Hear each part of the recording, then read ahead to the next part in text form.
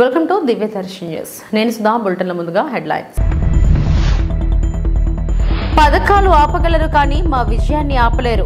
Rajanagaram road షోలో CM YS Jaganmohan Reddy.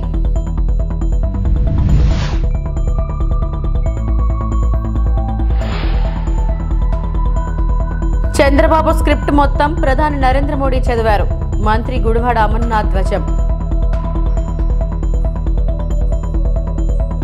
సేనానికి తోడుగా చిరు, తమ్ముడికి ఓటు వేయాలన్న అన్న పిలుపు.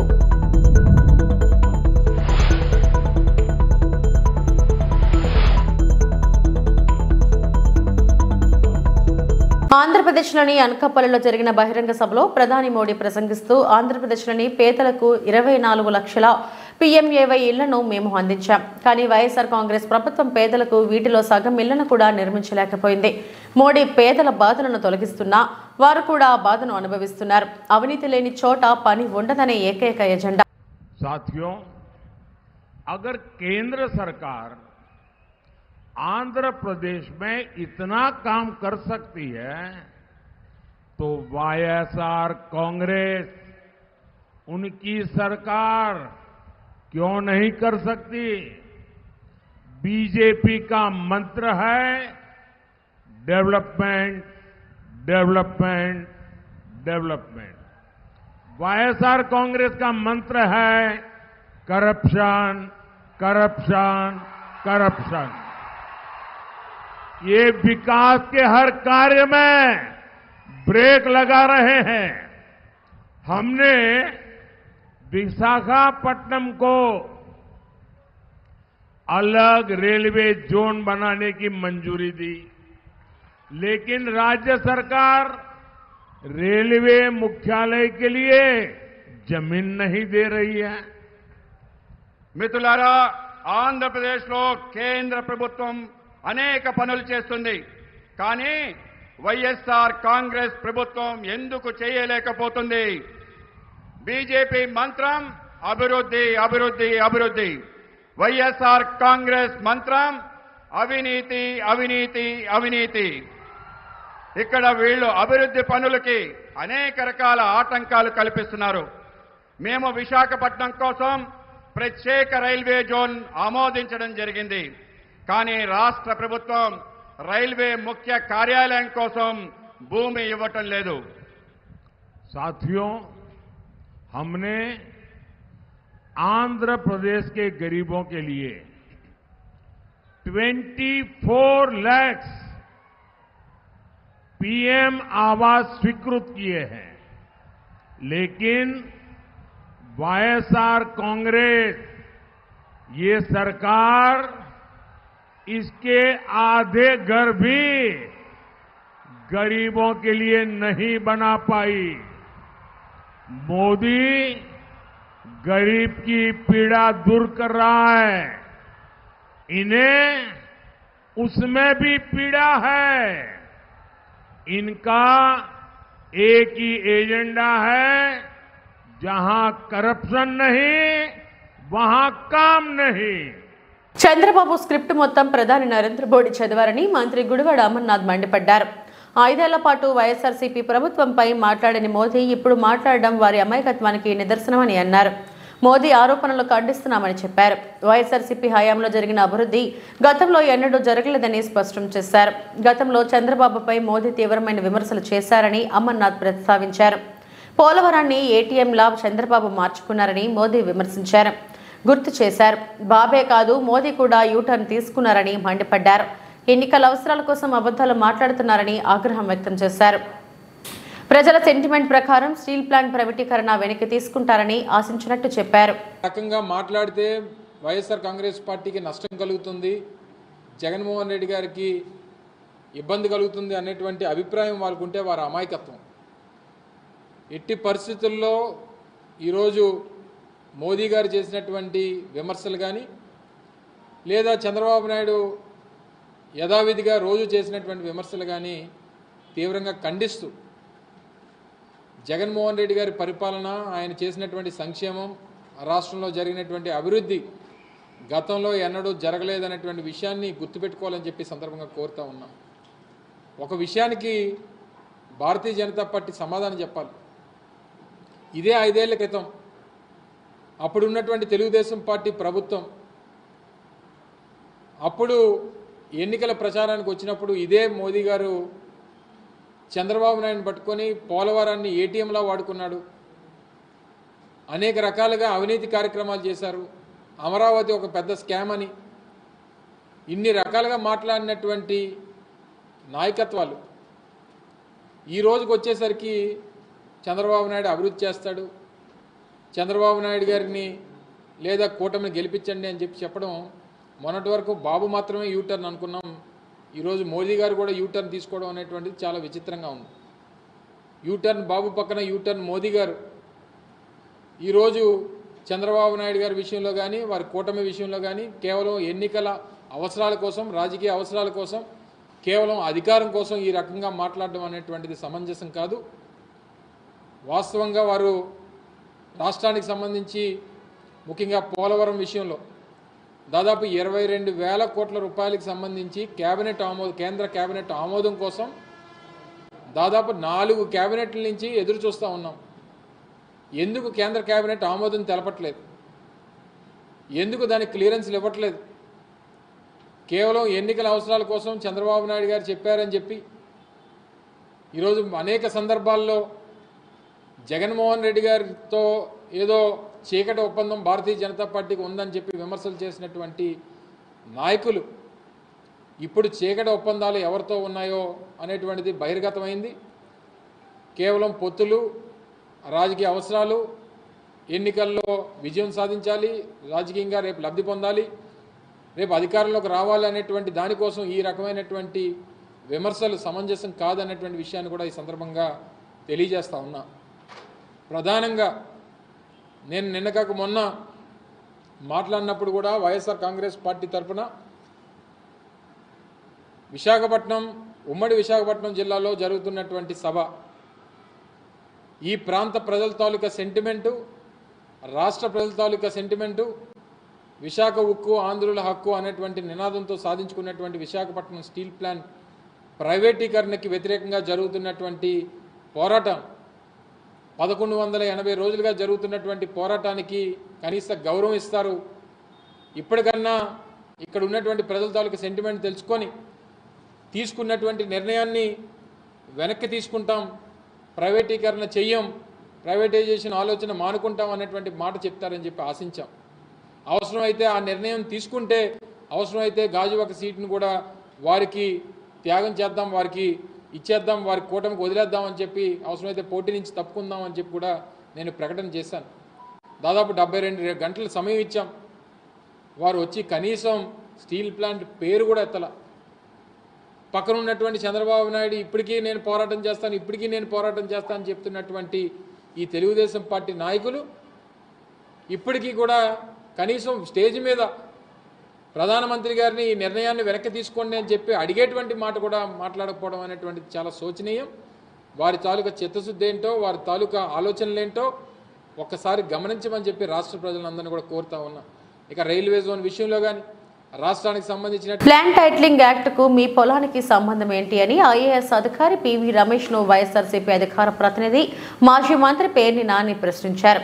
ఐఏఎస్ చదువుకొని ఎంతలా దిగజారాలా అని పివి రమేష్ అంటూ ఆయన నిలదీశారు. ఈనాడు, ఆంధ్రజ్యోతి, టీవీ5 వంటి పచ్చ మీడియా సరిపోవన్నట్టు మాజీ ఐపీఎస్ అధికారులను కూడా చంద్రబాబు జతకట్టుకున్నారు.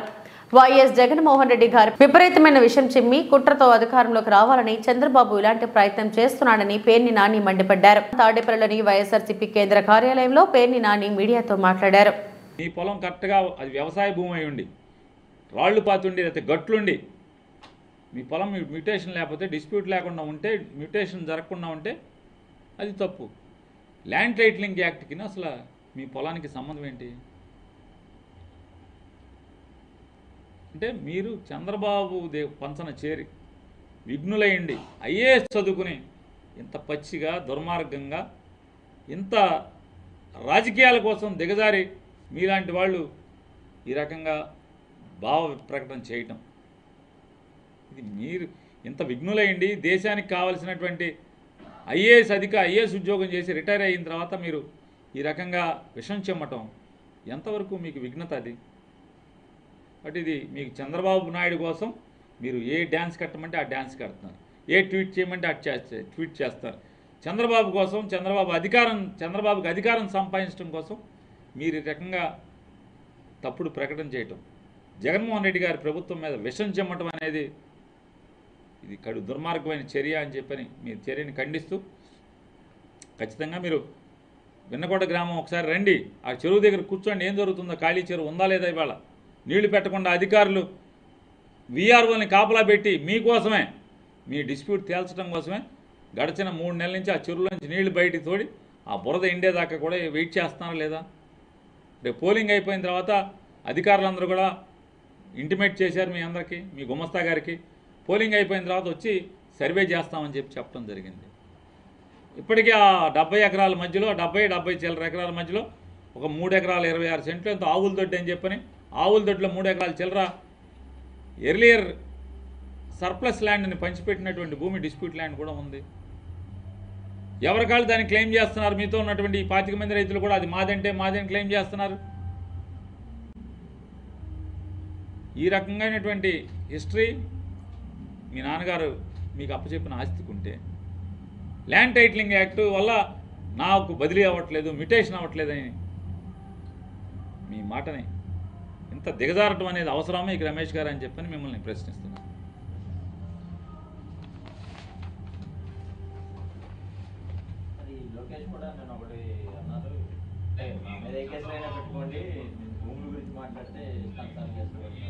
ఎస్, అనుకున్నదే జరిగింది.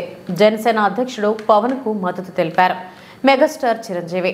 ఈ మేరకు పవన్ కు ఓటు వేయాలని ఓట్లను అభ్యర్థిస్తూ వీడియో రిలీజ్ చేశారు. అమ్మ కడుపున ఆఖరిగా పుట్టిన అందరికీ మేలు చేయాలి, అందరికీ మేలు జరగాలనే విషయంలో పవన్ ముందుంటారని చిరు చెప్పారు. తనకంటే జనం గురించి ఎక్కువగా ఆలోచించే మనస్తత్వం నా తమ్ముడు పవన్ కళ్యాణ్ అని కొనియాడారు. అధికారంలోకి వచ్చాక ప్రజలకు ఏదైనా చేయాలనుకుంటారని, తన తమ్ముడు మాత్రం సొంత డబ్బుని ఖర్చు పెట్టి కౌలు రైతులను ఆదుకున్నాడని, దేశం కోసం పోరాడే జవాన్లకు ఇచ్చాడని అన్నారు. తన తమ్ముడు బలవంతంగా ఇండస్ట్రీకి వచ్చాడని, కానీ ఇష్టంగా పాలిటిక్స్లోకి వచ్చినట్లు తెలిపారు. ఏ తల్లికైనా సరే తన తనయుణ్ణి అనరాని మాటలు అంటే గుండె తరుక్కుపోతుందని, అలానే తమ్ముడిని అకారణంగా తిడుతుంటే ఏ అన్నకైనా బాధ వేస్తుందని అన్నారు చిరు. పవన్ తిడుతున్నారని, తన తల్లి బాధపడుతుంటే అమ్మకు ఒకటే మాట చెప్పారట చిరు. ఎంతో మంది తల్లుల కోసం, వాళ్ళ బిడ్డల కోసం చేస్తున్న యుద్ధం ముందు మన బాధ పెద్దది కాదని అన్నారట. కొణిదెల పవన్ కళ్యాణ్ అమ్మ కడుపున ఆఖరివాడిగా పుట్టిన అందరికీ మంచి చేయాలి, మేలు జరగాలి అనే విషయంలో ముందువాడుగా ఉంటాడు. తన గురించి కంటే జనం గురించి ఎక్కువగా ఆలోచించే మనస్తత్వం నా తమ్ముడు కళ్యాణ్ బాబుది. ఎవరైనా అధికారంలోకి వచ్చాక ప్రజలకు ఏదైనా చేయాలనుకుంటారు. కానీ కళ్యాణ్ తన సొంత సంపాదనని కౌలు రైతులు కన్నీళ్లు తుడిచేందుకు ఖర్చు పెట్టడం, సరిహద్దు దగ్గర ప్రాణాలొడ్డి పోరాడే జవాన్ కోసం పెద్ద మొత్తం అందివ్వటం, అలాగే మత్స్యకారులు ఇంకా ఎందరికో తాను చేసిన సహాయం చూస్తుంటే ఇలాంటి నాయకుడు కదా జనాలకు కావాల్సింది అనిపిస్తుంది. ఒక రకంగా చెప్పాలంటే సినిమాలోకి తను బలవంతంగా వచ్చాడు, రాజకీయాల్లో మాత్రం ఇష్టంతోనే వచ్చాడు. ఏ తల్లికైనా తన కొడుకు కష్టపడుతుంటే గుండె తరుక్కుపోతుంది. అలాగే ఏ అన్నకైనా తన తమ్ముడు అనవసరంగా మాటలు పడుతుంటే బాధ వేస్తుంది. అలా బాధపడుతున్న నా తల్లికి ఈ అన్నయ్యగా ఒక మాట చెప్పాను. నీ కొడుకు ఎంతో మంది తల్లుల కోసం, వాళ్ళ బిడ్డల భవిష్యత్తు కోసం చేసే యుద్ధం అమ్మా ఇది. మన బాధ కంటే అది ఎంతో గొప్పది అన్నాను. అన్యాయాన్ని ఎదిరించకుండా మౌనంగా ఉండే మంచివాళ్ల వల్లనే ప్రజాస్వామ్యం మరింత నష్టం అని నమ్మి జనం కోసం జన సైనికుడు అయ్యాడు. తాను బలంగా నమ్మిన సిద్ధాంతం కోసం తన జీవితం రాజకీయాల్లోకి అంకితం చేసిన శక్తిశాలి పవన్ కళ్యాణ్. ప్రజల కోసం, రాష్ట్ర భవిష్యత్తు కోసం ఆ శక్తిని వినియోగించాలి అంటే చట్టసభలో అతని గొంతు మనం వినాలి. జనమే జయను నమ్మే జనసేనాని ఏమి చేయగలడో చూడాలంటే మీరు పిఠాపురం ప్రజలు కళ్యాణ్ని గెలిపించాలి. మీకు సేవకుడుగా, సైనికుడుగా అండగా నిలబడతాడు. మీకోసం ఏమైనా సరే కలబడతాడు. మీ కళ నిజం చేస్తాడు. పిఠాపురం వాస్తవ్యులకు మీ చిరంజీవి విన్నపం, గాజు గ్లాసు గుర్తుకి మీ ఓటు వేసి పవన్ కళ్యాణ్ని గెలిపించండి. జై హింద్. చంద్రబాబు ఢిల్లీతో కలిసి కుట్రలు చేసి పథకాలు ఆపగలరు, కానీ మా విజయాన్ని ఆపలేరని సీఎం వైఎస్ జగన్మోహన్ రెడ్డి హెచ్చరించారు. ఓటు అనే అస్త్రంతో ఈ చంద్రబాబుకు గుణపాఠం చెప్పాలని పిలుపునిచ్చారు. ఈ రోజు రాష్ట్రంలో క్లాస్ వార్ జరుగుతుంది. పేదవాడు ఒకవైపు, పెత్తందారులు ఒకవైపు ఉన్నారు. ఎవరు మీకు మంచి చేశారో, ఎవరు ఉంటే ఆ మంచి కొనసాగుతుందన్నది మాత్రమే మీరు వేసే ఓటు నిర్ణయిస్తుంది, గుర్తుంచుకోవాలన్నారు. జూన్ 4న మళ్లీ మీ బిడ్డ అధికారంలోకి వస్తాడు, పథకాలన్నీ అందిస్తాడని మాట ఇచ్చాడు. మంగళవారం రాజానగరం రోడ్ షోలో సీఎం వైఎస్ జగన్మోహన్ రెడ్డి పాల్గొని ప్రసంగించారు. తెలుగుదేశం పార్టీ చంద్రబాబు నాయుడు ఈయన ఢిల్లీతో కలిసి ఏ స్థాయిలో కుట్రలు పన్నుతా ఉన్నారో మీరే చూడండి. అవ్వాతాతలకు ఇంటికే వచ్చే పెన్షన్ దగ్గరుండి వీళ్ళే, అవ్వాతాతలకు ఇంటికే వచ్చే పెన్షన్ దగ్గరుండి వీళ్ళే రాకుండా చేశారు.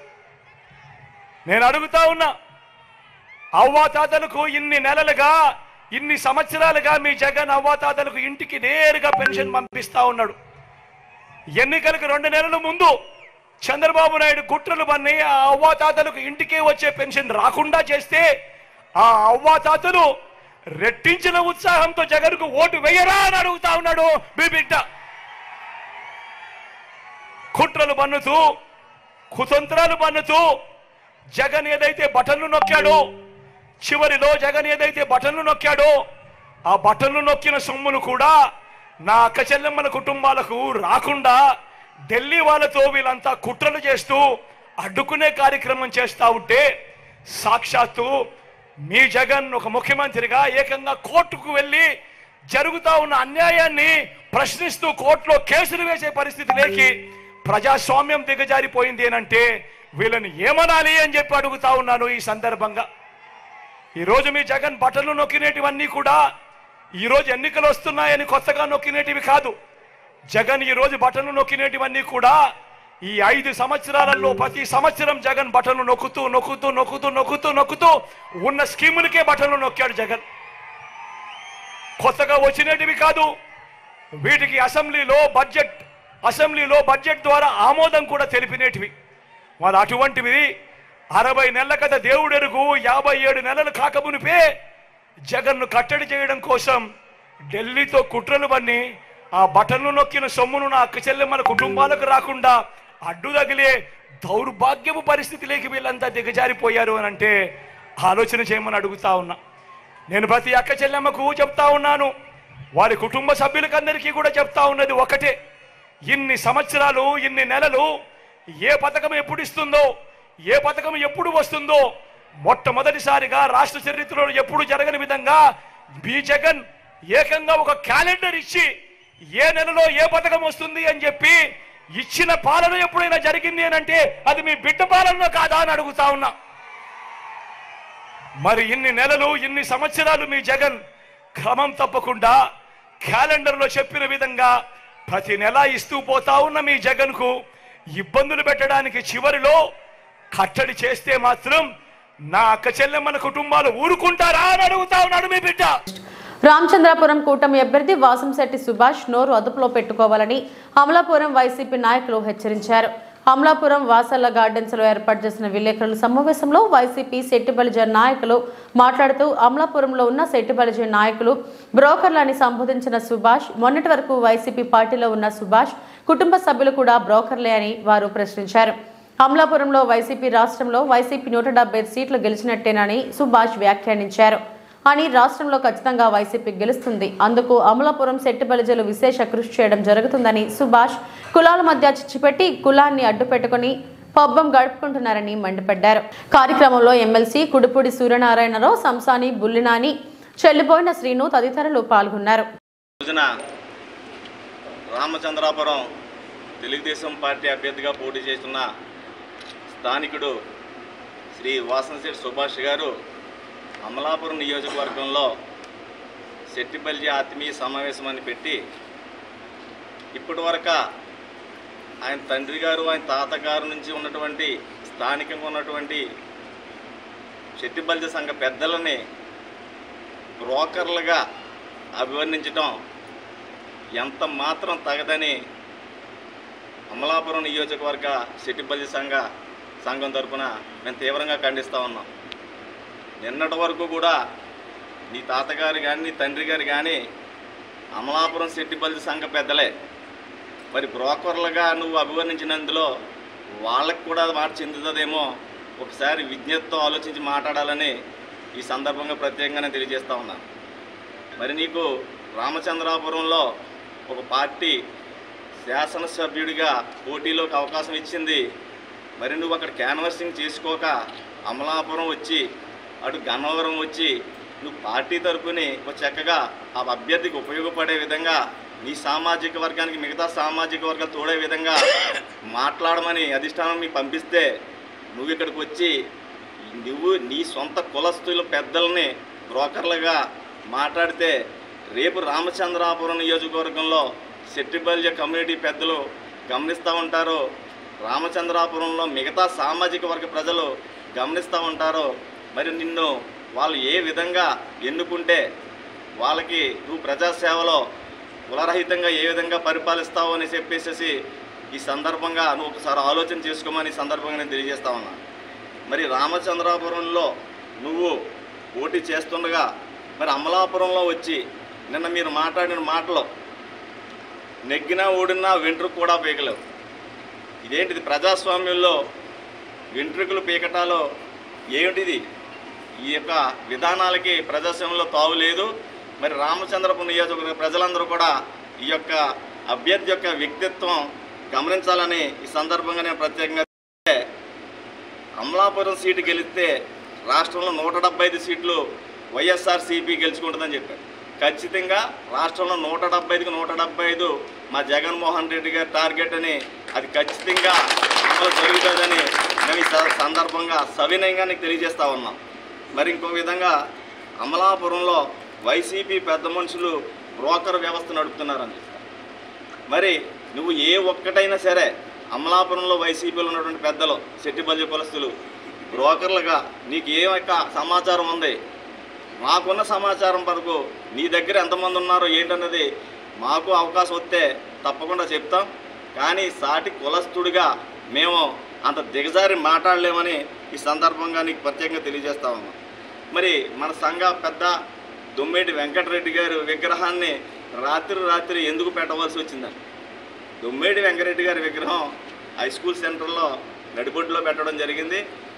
పట్టపగలు అక్కడ వర్క్ చేయడానికి ట్రాఫిక్ సమస్య ఉంటుంది.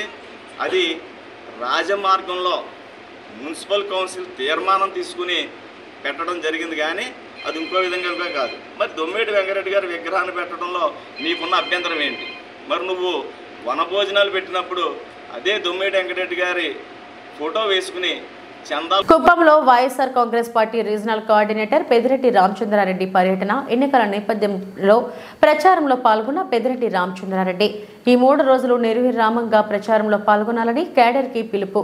ఖచ్చితంగా కుప్పంలో వైసీపీ జెండా ఎగురుతుందని జోష్యం చెప్పిన మంత్రి పెద్దిరెడ్డి రామచంద్రారెడ్డి మాట్లాడుతూ సీఎం వైఎస్ జగన్ 2.7 లక్షల కోట్ల దిబిటీ ద్వారా పేదలకు అందించారు. 99%కు పైగా ఎన్నికల హామీలు వైఎస్ జగన్ అమలు చేశారు. లబ్ధిదారులు పేదలు అందరూ ముందుకు వచ్చి సీఎం వైఎస్ జగన్ కు స్టార్ క్యాంపెయినర్లుగా నిలవాలి.